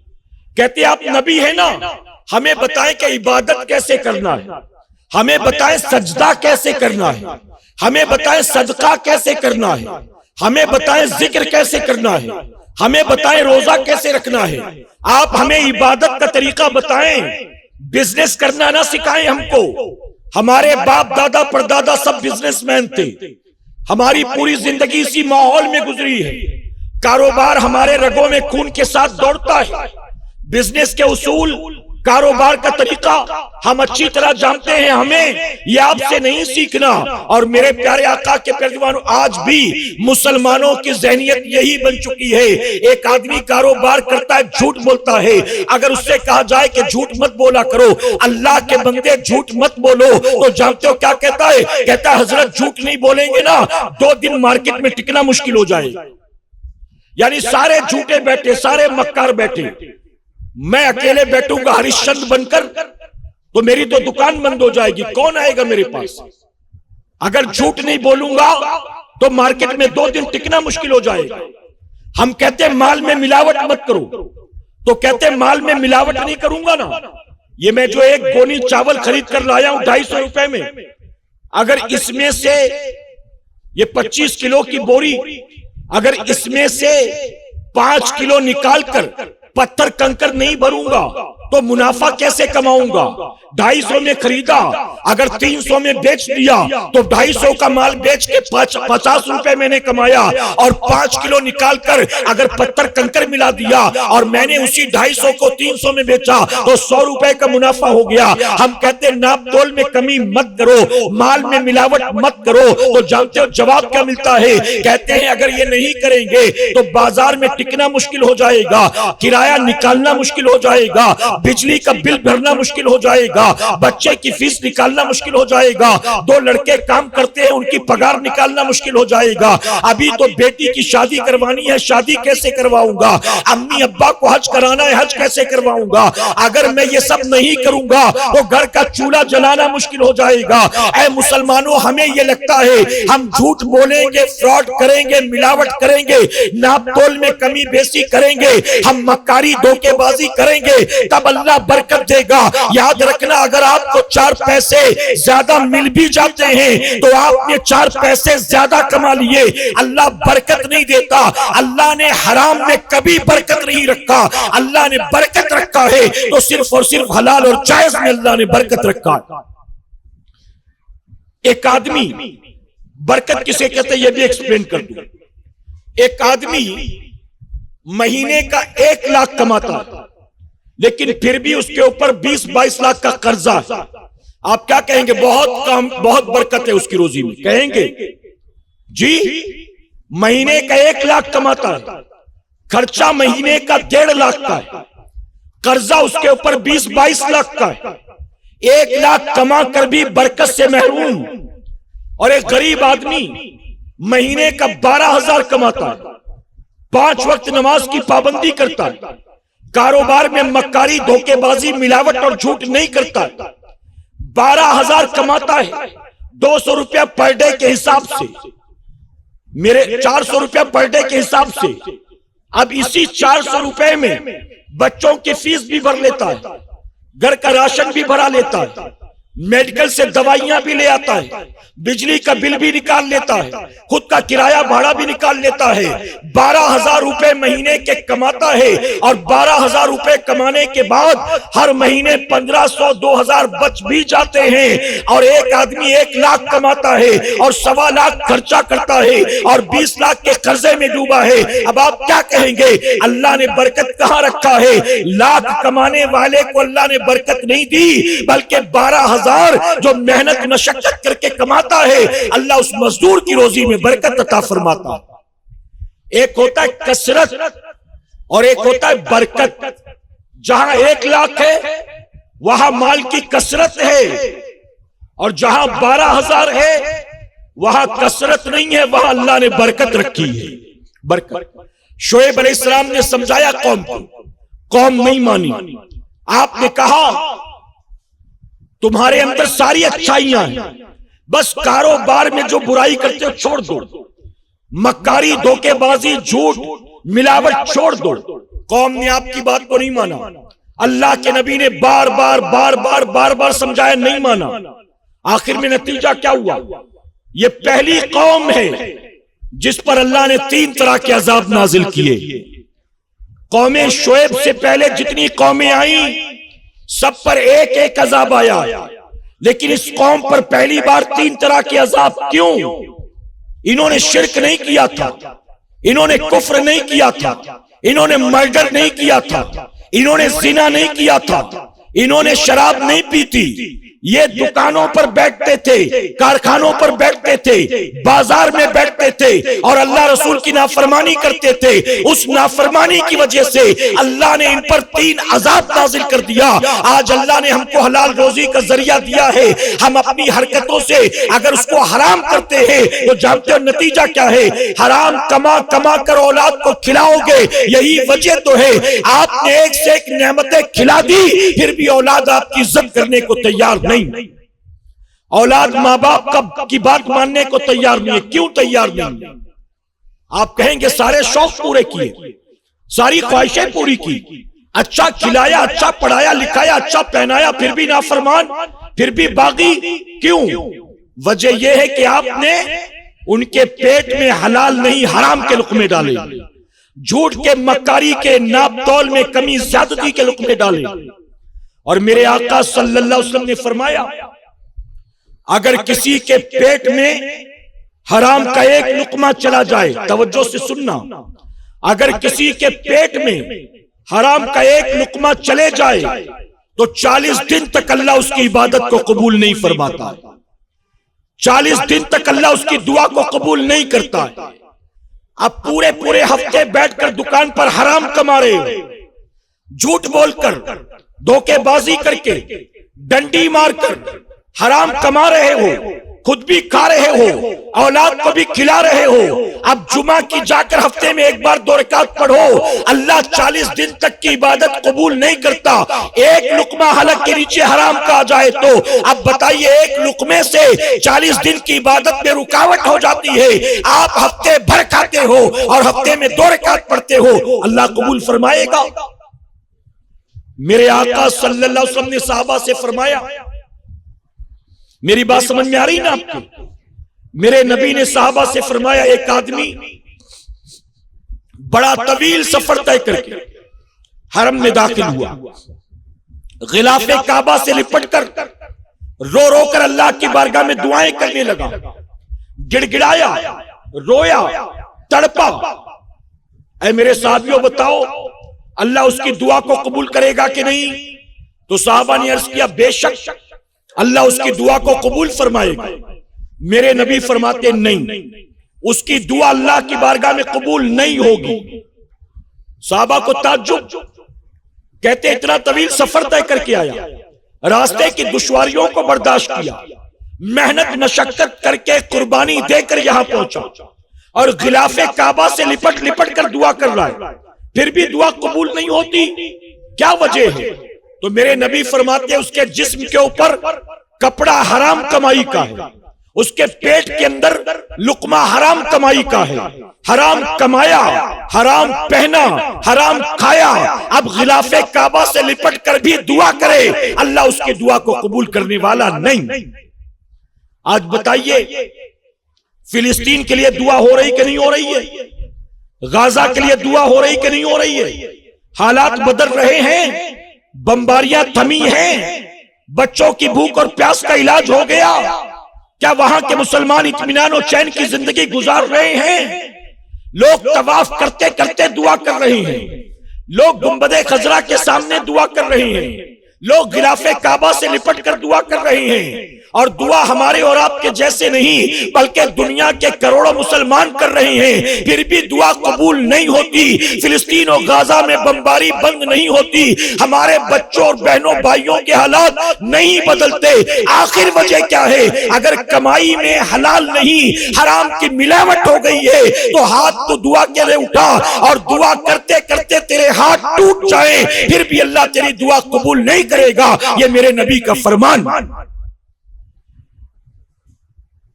اللہ نے حلال روزی کا ذریعہ دیا، اللہ کا شکر ادا کریں کہ الحمدللہ آج کے بعد حلال کمائی کو حرام نہ بنانا، کہ انشاءاللہ۔ آؤ میں مدینے کے بازار میں لے چلوں۔ مدینہ منورہ کا بازار تھا، کپڑوں کا مارکیٹ، کئی دکانیں ہیں کپڑوں کی۔ ایک تاجر آیا کہیں سے باہر سے، ایک دکان میں گیا، جانے کے بعد کپڑے کا ایک تاخا نکالا، اس نے کپڑے کی کوالٹی دیکھی، رنگ دیکھا، مینوفیکچرنگ دیکھی، قیمت لگائی۔ دکاندار نے قیمت بتا دی، اس نے کہا پورا تاخا مجھے دے دو، یہ پورا کپڑا مجھے دے دو، میں تمہیں پیسے دیتا ہوں۔ تو جانتے تاجر نے کیا کہا تھا؟ توجہ سے سننا، اللہ نے اسی میں برکت رکھا ہے۔ تم یہ سمجھتے ہو کہ میں دکان پر بیٹھوں تو پورے مارکیٹ کے گراہک میرے پاس ہی آئیں؟ جو رائیول دکاندار ہے اس کے گراہک کو کیسے توڑوں، اس کی پارٹی کیسے توڑوں، کیسے لوگوں کو دھوکہ دے کر اپنے پاس بلاؤں؟ ہم تو اسی تکڑم میں لگے رہتے ہیں۔ لیکن دیکھو مدینہ منورہ میں مسلمانوں کے عالم کیا تھا۔ اس آدمی نے کہا پورا مال دے دو، مجھ سے پیسے لے لو۔ تو تاجر کہتا ہے کہ آپ ایک کام کریں، میرے بازو میں جو دکان ہے نا، جائیں اس دکان سے جا کر خرید لیں، وہاں بھی یہی کپڑا موجود۔ تو اس آنے والے تاجر کو بڑا تعجب ہوا، کہتا ہے لوگ تو اپنی دکان میں آواز دے دے کر گراہک کو بلاتے ہیں، میں تو تیرے پاس خود ہی آ گیا، سودا بھی طے کر لیا، لیکن تو دیتا نہیں ہے، تو کہیں اور بیچتا ہے، کیا بات ہے؟ تو جانتے ہو دکاندار کیا کہتا ہے؟ دکاندار کہتا ہے الحمدللہ آج صبح سے اللہ نے مجھے خوب برکت عطا کی ہے، دن بھر جتنا کماتا ہوں نا ابھی تک میرا اتنا کاروبار ہو گیا، آج صبح سے میں نے اچھا بزنس کر لیا۔ لیکن میرا پڑوسی جو دکاندار ہے نا بیچارہ صبح سے خالی بیٹھا ہے، اس کے پاس کوئی گراہک نہیں آیا، اس کے پاس یہی کپڑا ہے، یہی قیمت ہے، یہی کوالٹی ہے، یہی رنگ ہے، یہی گارنٹی ہے، آپ جا کر اس سے لے لیں تاکہ میرے مومن بھائی کا بھلا ہو جائے۔ آپ سوچئے جب تک مسلمان اپنے مومن بھائی کی فکر کرتا تھا اللہ اس کو بھی برکت دیتا تھا، اور جو فکر کرنے والا تھا اللہ اس کو بھی برکت عطا فرماتا تھا۔ دو لوگ کسان تھے، جو لوگ یو پی بہار سے تعلق رکھتے، کھیتی باڑی کرتے، انہیں پتا ہے کہ اکثر ایسا ہوتا ہے زمین کسی اور کی، کھیتی باڑی کرے گا کوئی اور سودا آدھا آدھا دونوں میں بڑھ جائے گا، ایسے کئی طرح کے ڈیل ہوتے ہیں۔ تو دو لوگ کسان تھے، ایک بوڑھا تھا جس کے پاس زمین تھی، ایک جوان تھا جس کے پاس کوئی زمین نہیں تھی۔ بوڑھے کے گھر میں اس کی بیوی تھی اور زیادہ لوگ گھر میں نہیں تھے، اور جوان جو تھا وہ بیوی بچے والا تھا، اس کے گھر کے خرچے بہت تھے۔ اب دونوں کسانوں نے آپس میں سودا کیا، زمین تیری، محنت کروں گا میں، جو فصل لگے گی آدھی آدھی ہماری، دونوں نے طے کر لیا۔ اب زمین اس غریب بوڑھے کسان کی، اب اس میں کھیتی کرتا ہے، مزدوری کرتا ہے وہ جوان۔ ایک عرصے کے بعد میں فصل تیار ہوئی، فصل کو کاٹا گیا، اب دونوں کی موجودگی میں دو الگ الگ حصے کیے گئے، 50-50%، دو الگ الگ حصے کر لیے گئے۔ اب دونوں کے حصے برابر ہو گئے، دونوں مطمئن۔ اب کیا کہتے ہیں، جو جوان تھا وہ بوڑھے سے کہتا ہے آپ ایک کام کریں، تھوڑا سا مال لے جائیں اپنے گھر چھوڑ آئیں، تب تک میں بیٹھ کر یہاں پہرا دیتا ہوں، پھر آپ آ جائیں گے تو میں لے جا کر اپنے گھر چھوڑ کر آ جاؤں گا، پھر آپ بیٹھ کر پہرا دینا، پھر آپ لے جانا۔ یعنی مال کو پہنچایا کیسے جائے، سارا تو ایک ساتھ نہ تم لے جا سکتے ہو نہ میں لے جا سکتا ہوں، تو تھوڑا تھوڑا کر کے اس طرح سے ایک راؤنڈ آپ لے جاؤ، ایک راؤنڈ میں، ایک راؤنڈ آپ، ایک راؤنڈ میں، دونوں نے طے کر لیا۔ اب سب سے پہلے بوڑھا کسان اپنے کاندھے پر جتنا اٹھا سکا فصل اٹھایا اور اپنے گھر کی طرف چلا گیا۔ اس کے جانے کے بعد جو جوان تھا، جوان سوچتا ہے کہ بوڑھے کسان کے حصے میں جتنا مال آیا ہے پتہ نہیں اتنے میں اس کا گزارا ہو بھی سکے کہ نہیں ہو سکے، میں تو جوان ہوں، ہٹا کٹا ہوں، اگر میرا یہ مال ختم بھی ہو گیا کہیں اور مزدوری کر لوں گا، کچھ اور کام کر لوں گا، میں تو جیسے تیسے انتظام کر لوں گا۔ یہ تو بیچارہ بوڑھا ہے، غریب بھی ہے، کمزور بھی ہے، اس کے گھر کوئی کمانے والا بھی نہیں ہے، یہ بھلا کیا کرے گا؟ تو جانتے اس جوان نے کیا کیا؟ اس بوڑھے کے چلے جانے کے بعد اپنے فصل میں سے، اپنے مال میں سے تھوڑا سا نکالا اور اس کے فصل میں ملا دیا۔ کہ سبحان اللہ، اس کے فصل میں ملا دیا۔ وہ بوڑھا آیا بیٹھ گیا، جوان سے کہتا ہے اب لے جاؤ تم دے کر آؤ۔ جوان جتنا اٹھا سکتا تھا اٹھایا، اپنے گھر گیا۔ جب وہ چلا گیا تو جانتے بوڑھا کیا کہتا ہے؟ بوڑھا منی من میں سوچتا ہے میں تو بوڑھا ہوں، میرے گھر میں اتنے ہے ہی کہاں لوگ، میں ہوں، میری بیوی ہے، جتنا مجھے مل گیا یہی میرے لیے کافی ہے، اس میں تو میرا پورا سال آسانی سے گزر جائے گا۔ لیکن یہ جو جوان ہے یہ بھی غریب ہے، اس کے گھر میں بچے بھی زیادہ ہیں، اتنی فصل میں تو اس کا گزارا ہونے سے رہا، اس نے لے تو لیا ہے اپنے حصے کا لیکن اتنے میں گزارا نہیں ہوگا۔ تو اس بوڑھے نے کیا کیا؟ اس نوجوان کے جانے کے بعد اپنے حصے میں سے تھوڑا سا نکالا، اس کے حصے میں ملا دیا۔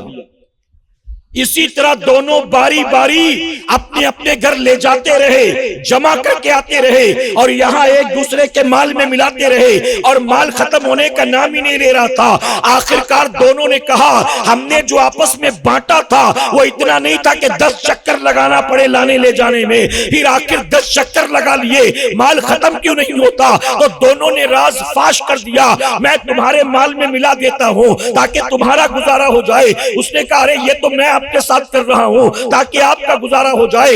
اے مسلمانوں، جب تک زمین پر ایسی سوچ اور فکر والے مومن موجود تھے اللہ نے کسی کا محتاج نہیں بنایا تھا۔ آج ہم یہودیوں کے محتاج ہیں، عیسائیوں کے محتاج ہیں، مشرکین کے محتاج ہیں۔ اس کی وجہ کیا ہے؟ اب تو مسلمان کی کمائی میں برکت کی تمنا نہیں کرتا، مسلمان کو کماتا کھاتا دیکھتا ہے، حسد میں جل مرتا ہے، وہ چاہتا ہے کسی طرح اس کو خسارہ ہو، کسی طرح اس کو نقصان ہو۔ آج تو برکت کی فکر نہیں کرتے، گردن کاٹنے کی فکر کرتے ہیں۔ جب تک ایک دوسرے کے رزق میں برکت کی فکر کرتے تھے اللہ نے محتاج نہیں بنایا تھا، اللہ نے ہمیں بادشاہت عطا کر دی تھی۔ میرے پیارے آقا کے پیارے دیوانوں، اب اپنی گفتگو سمیٹتا ہوں، حالانکہ ذہن میں بہت ساری باتیں لیکن وقت ہو چکا ہے، اجازت ہے نا آپ کی؟ 2-3 باتیں آخر میں عرض کر کے بات مکمل کرتا ہوں۔ آپ اگر کوئی کاروبار کرتے تو آپ کی سوچ کیا ہونی چاہیے؟ میں نے آپ کو شروع میں اصول بتا دیا۔ حلال روزی کا اصول یہ ہے، حلال کمائی کے پیچھے منشا اور مقصد یہ ہے کہ میں کسی سے سوال نہیں کروں گا اس لیے میں کما رہا ہوں، میں حرام سے بچوں گا اس لیے میں کما رہا ہوں، اپنے بیوی بچوں کے حقوق ادا کروں گا اس لیے میں کما رہا ہوں، غریب بھائیوں بہنوں کی مدد کروں گا اس لیے میں کما رہا ہوں، دین کی راہ میں اللہ رسول کی رضا کے لیے خرچ کروں گا اس لیے میں کما رہا ہوں۔ اپنی سوچ اور فکر کو ایسا بنا لیں، آپ دیکھنا پھر اللہ کتنی برکت آپ کو عطا فرمائے گا۔ مالدار ہونے کی نیت نہ ہو، فلیٹ لینے کی نیت نہ ہو، اب تو اپنی گاڑی خریدنی ہے گاڑی خریدنے کی نیت نہ ہو، آپ کی نیت دنیا کے مال و متاع کو جمع کر کے اپنے آپ کو لکھپتی کروڑ پتی بنانا نہ ہو، بلکہ مقصد جو میں نے آپ کو بتایا مقصد بس یہی ہو۔ اگر اسی مقصد کے تحت حلال کمائی کماؤ گے آپ دیکھنا اللہ کتنی برکت آپ کو عطا فرمائے۔ آ رہی بات سمجھ میں آپ کی؟ میرے پیارے آقا کے پیارے دیوانوں، ایک مرتبہ حضور اکرم صلی اللہ علیہ وسلم کی محفل میں صحابہ تشریف فرما تھے، توجہ سے سنیں۔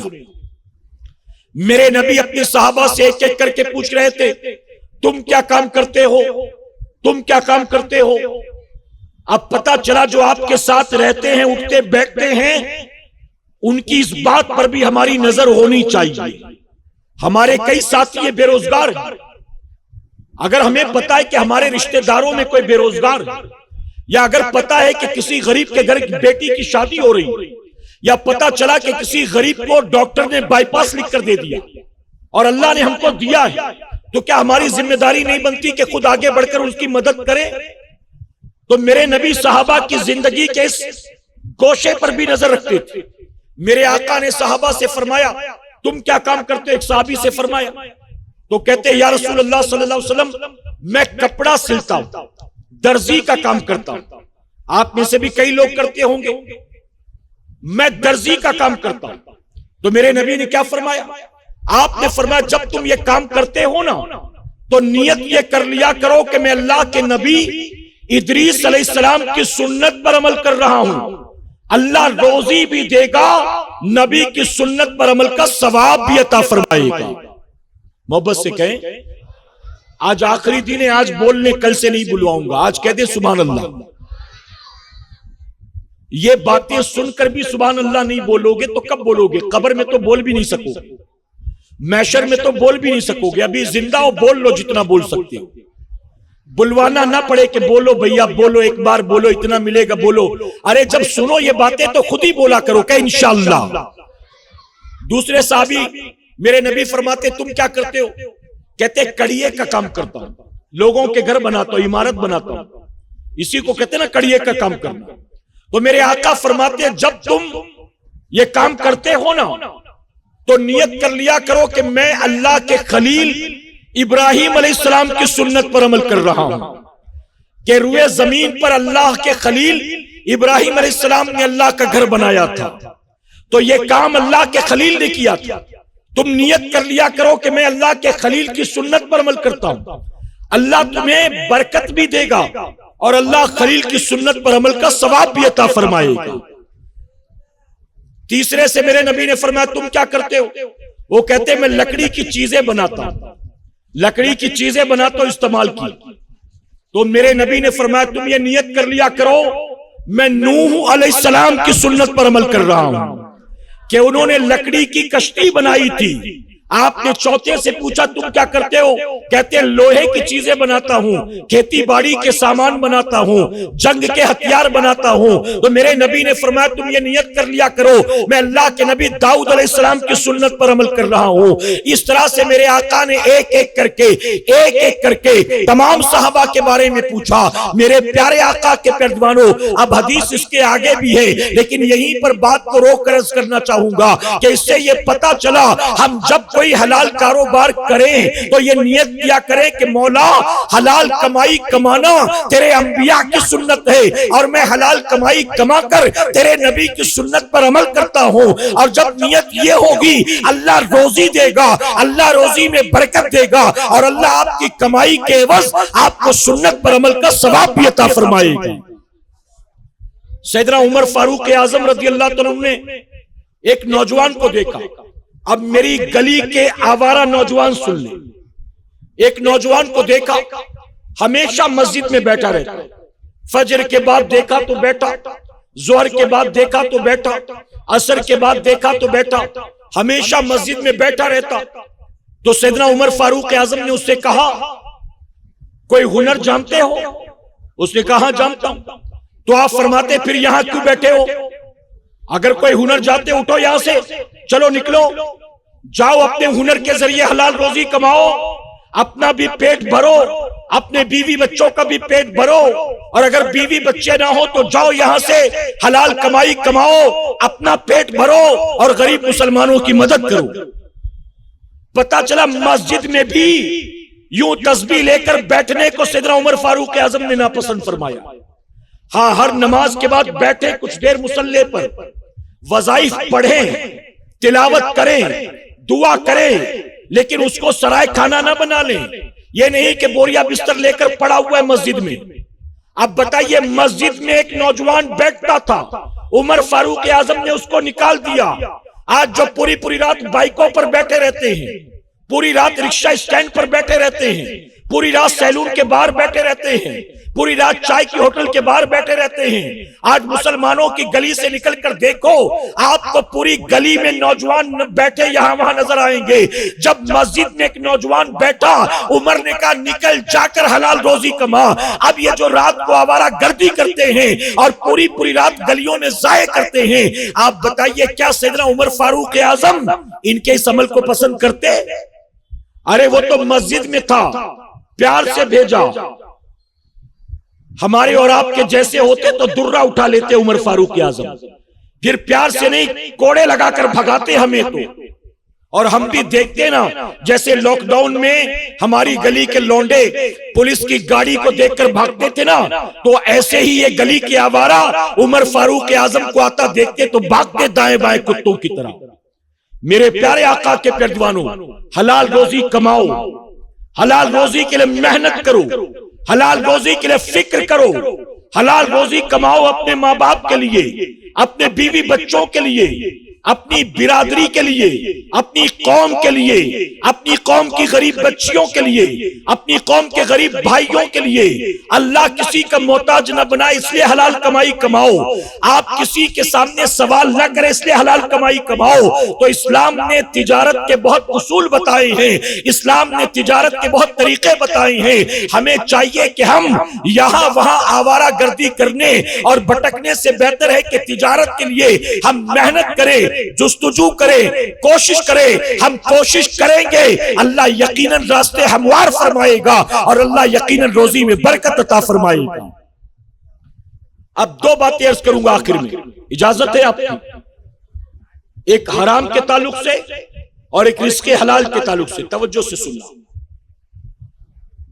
ایک صحابی رسول ہیں، نماز فجر ادا کرتے تو دعا میں بھی نہیں بیٹھتے تھے، باقی نمازوں میں دعا میں شریک ہوتے تھے، لیکن فجر کی نماز پڑھتے اٹھ کر بھاگ جاتے، دعا میں شریک نہیں ہوتے۔ صحابہ اکرام نے شکایت کی کہ یا رسول اللہ صلی اللہ علیہ وسلم، وہ صحابی روزانہ سلام پھیرتے ہی فوراً نکل جاتے، رکتے ہی نہیں ذرا بھی، آخر کیا وجہ؟ اتنی صبح صبح کون سا کام رہتا ہے، اتنی جلدی کیوں کہ ہم سے ملاقات بھی نہیں کرتے، جلد بازی میں رہتے ہیں؟ تو میرے آقا صلی اللہ علیہ وسلم نے ان کو روکا اور روک کر کہا کہ آج تم جانا مت، رکو، جلدی جانے کی وجہ بتاؤ۔ تو جانتے انہوں نے کیا وجہ بتائی؟ توجہ سے سننا، اگر مائیں بہنیں بیٹھی ہیں تو کان کھول کے سننا۔ صحابی عرض کرتے یا رسول اللہ صلی اللہ علیہ وسلم، مدینہ منورہ میں اس وقت کھجوروں کے پکنے کا موسم ہے، باغوں میں درختوں پر پکے ہوئے کھجور لدے ہوئے ہیں، میرے پڑوسی کے گھر میں کھجور کے پیڑ ہیں جس کی کچھ شاخیں میرے آنگن میں لٹک گئی ہیں اور اس میں بھی پکی ہوئی کھجوریں لٹکی ہوئی ہیں۔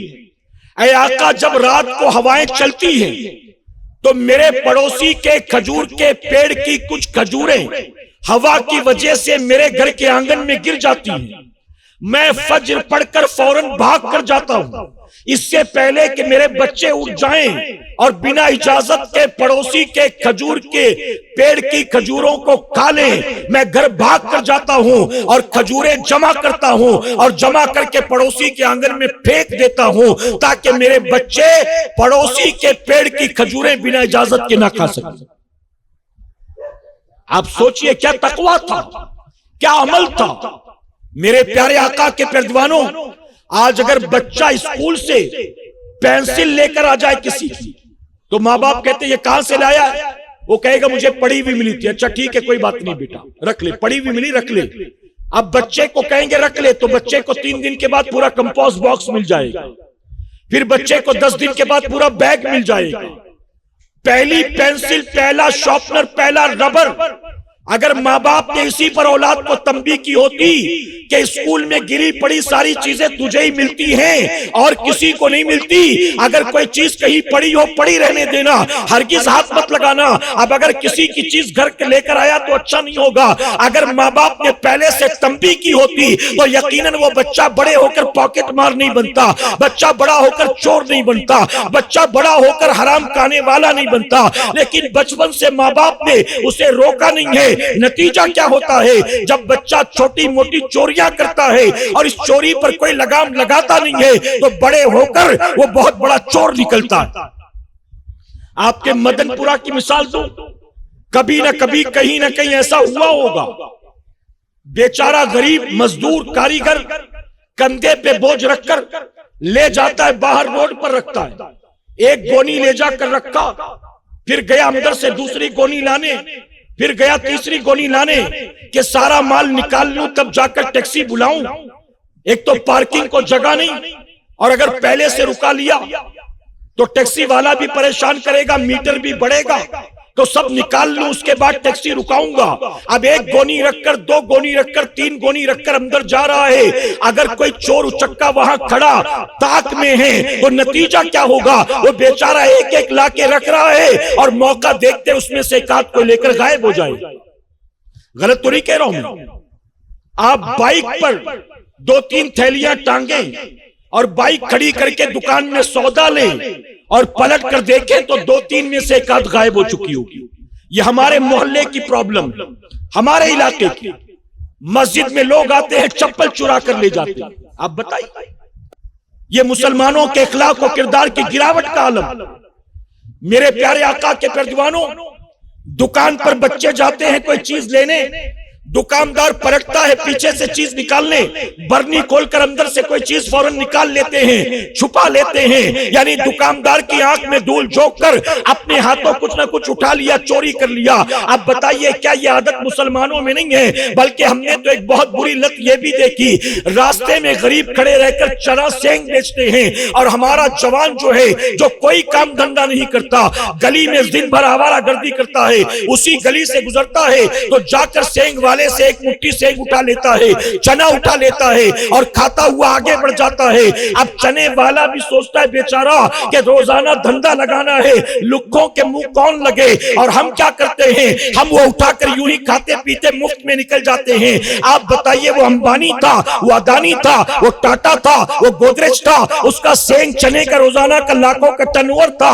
ارے بیچارہ دن بھر بیچنے کے بعد 200-250 کما بھی لیتا تو اس میں آپ نے حرام کا کھا لیا۔ اب بتائیے اس کے دل پر کیا گزری ہوگی؟ اپنی روزی روٹی کمزوری غریبی کی وجہ سے اگرچہ اس نے آپ کو کچھ نہیں کہا لیکن اس کے دل سے آپ کے لیے بددعا نکلے گی۔ اور یہ ایک ایک دانہ جو چنے سینگ کا تم نے جبرن اٹھا کر کھایا ہے، اس کا شمار حرام حلال میں نہیں حرام میں ہے۔ اور یہ حرام جب کھاؤ گے تو جسم کے اندر حرام گوشت بنے گا، حرام خون بنے گا، اخلاق بھی حرام کاموں کی طرف آمادہ ہوگا، کردار بھی حرام کاریوں کی طرف لے جائے گا، اور پھر وہ بندہ مرنے کے بعد جہنم کی آگ میں جلے گا اور اپنے ماں باپ کے لیے وہ جنت کا نہیں بلکہ جہنم میں جانے کا سبب بنے گا۔ صحابہ کتنی احتیاط کرتے تھے۔ اب دوسری حدیث شریف جو حلال کمائی کے تعلق سے میں نے کہا، اور یہی میری آخری بات، ایک صحابی میرے آقا کی بارگاہ میں حاضر ہوئے، بے روزگاری کی شکایت کرتے، کہتے یا رسول اللہ صلی اللہ علیہ وسلم کوئی کام دھندا نہیں ہے، پریشان ہوں، بے روزگار ہوں، کیا کروں سمجھ میں نہیں آتا۔ جانتے میرے نبی نے کیا فرمایا؟ میرے آقا نے فرمایا جاؤ، جا کر بازار میں کھڑے ہو جاؤ۔ کیا کہا؟ جاؤ، جا کر بازار میں کھڑے ہو جاؤ۔ کوئی سوال نہیں کیا، رسول اللہ کہہ رہے ہیں تو اس میں ضرور میرا فائدہ ہوگا۔ کوئی سوال نہیں، بازار میں جا کر کھڑے ہو گئے۔ صبح سے شام ہو گئی، کھڑے ہیں، کچھ سمجھ میں نہیں آ رہا کہ بازار میں کھڑے رہ کر کیا فائدہ، کروں کیا کھڑے رہ کر، لیکن رہنا تھا کیونکہ رسول اللہ نے کہا تھا کھڑے رہے۔ پورا دن گزر گیا، جب شام ہو گئی ایک تاجر نے مال خریدا کسی دکان سے، اس کو وہ مال سواری پر لوڈ کرنا تھا۔ اس نے دیکھا بازار میں کوئی مزدور نہیں، یہ ایک آدمی اکیلا کھڑا ہے۔ تاجر قریب آیا، قریب آ کر کہتا ہے میرا ایک کام کرو گے؟ غریب صحابی نے کہا کیا کام ہے؟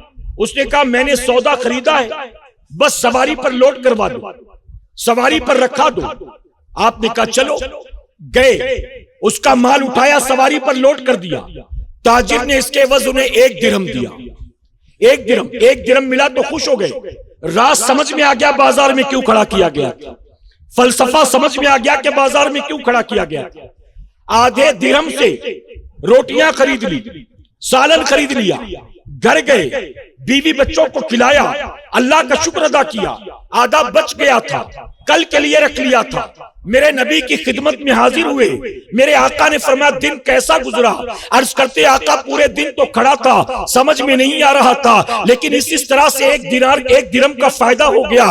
نبی فرماتے آج بھی چلا جا، آج بھی جا کر بازار میں کھڑے رہے، آج بھی جا کر بازار میں کھڑے رہے۔ ایک دکاندار کے یہاں مال آیا تھا، اس کو مزدور چاہیے تھے مال دکان میں پہنچانے کے لیے، اس نے کہا میرا مال اندر پہنچا دو گے؟ آپ نے کہا پہنچائے دیتا ہوں۔ اس کا مال اٹھایا اندر پہنچا دیا، ایک درہم اس نے دے دیا۔ کسی تاجر نے مال خریدا، کہا میری سواری پر رکھوا دو، آپ نے رکھا دیا، ایک درہم اس نے دے دیا۔ کسی نے کہا فلاں جگہ مدینہ منورہ میں میرا گھر ہے، میرا یہ سامان گھر تک پہنچا دو گے؟ آپ نے کاندھے پہ مال بازار سے اٹھایا، اس کے گھر تک پہنچا دیا، اس نے ایک درہم دیا۔ پہلے دن ایک کمایا تھا، آج 3 درہم کما لیے۔ اب جانتے اپنے گھر کا سامان خرید لیا، پہلے تو روٹیاں لی تھی، اب تو پورا راشن بھروا لیا، اب تو تمام چیزیں ضرورت کی خرید لی۔ سب خریدنے کے بعد بھی ان کے پاس 2 درہم بچ گئے۔ تیسرے دن نبی کی بارگاہ میں حاضر ہوئے، آقا نے فرمایا دن کیسا گزرا؟ سارا حال بتا دیا۔ رسول اللہ نے فرمایا جو 2 دانے 2 دینار 2 درہم تیرے پاس بچے ہیں، ان 2 درہم کا تو اناج خرید لے، اور اناج خرید کے وہیں پر کھڑا ہو جا لے جا کر۔ اب جانتے ہو 2 درہم کا انہوں نے اناج خریدا، اور اناج خرید کر اسی جگہ پر کھڑے ہو گئے، اور دن بھر وہ 2 درہم کا اناج بیچا، اور 2 درہم کے عوض اللہ نے ان کو 5 درہم عطا فرمائی۔ کیسے بے روزگار کو نبی نے اس کے پاؤں پر کھڑا کر دیا، بھکاری نہیں بنایا، منگتا نہیں بنایا، بلکہ میرے آقا نے پاؤں پر کھڑا کر دیا انہیں۔ یہ اسلام کا اصول تجارت ہے۔ اسلام نے اپنے ماننے والوں کو دوسروں کا محتاج نہیں بنایا، اسلام نے اپنے ماننے والوں کو خود کمانے کے اصول عطا کیے ہیں، حلال کمانے کے اصول عطا کیے ہیں۔ باتیں بہت سی ہیں، لیکن بس یہیں پر اپنی گفتگو کو مکمل کرتا ہوں۔ اللہ ہمیں آپ کو سب کو کہنے سننے سے زیادہ عمل کی توفیق عطا فرمائے۔ درمیان گفتگو مجھ سے جانے انجانے میں کوئی غلطی خامی رہ گئی، آپ سب کو گواہ بنا کر سچے دل سے توبہ کرتا ہوں۔ رب میری توبہ قبول فرمائے، اور ہماری اس محفل پاک کو میرا کریم قیامت میں ہم سب کے لیے، ہمارے والدین کے لیے بخشش اور نجات کا سبب بنائے۔